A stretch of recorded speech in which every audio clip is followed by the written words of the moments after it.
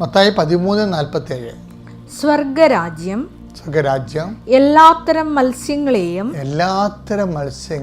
ശേഖരിക്കാൻ കടലിൽ എറിയപ്പെട്ട വലയ്ക്ക് തുല്യം. സമയമാവുന്ന കടലിലേക്ക് എറിഞ്ഞിരിക്കുകയാണ്. അപ്പോൾ ആർക്കൊക്കെയാണ് അതിൻ്റെ അകത്ത് കർത്താവിനെ സ്വീകരിക്കാനും രക്ഷ കൈവരിക്കാനും കർത്താവിനെ സ്വീകരിക്കാനും ശക്തി കൈവരിക്കാനും നിലനിൽക്കാനും ദൈവാനുഗ്രഹം ലഭിക്കുന്നത് അവർക്കെല്ലാം. അതാണ് എല്ലാത്തരം മനുഷ്യരെയുമാണ് ഉദ്ദേശിക്കുന്നത്. ഇനി രസമെന്ന് പറയണത്, അതുകൊണ്ടാണ് പറയണത് മാലാഖ പോലും ഈശോ ജനിക്കുമ്പോൾ ഇടയന്മാരോട് പറയുന്നത് എന്താണ്? എല്ലാ മനുഷ്യർക്കും വേണ്ടിയുള്ള രക്ഷ. അത് വായിച്ചേ, ലുക്ക 2:10. ദൂതൻ അവരോട് പറഞ്ഞു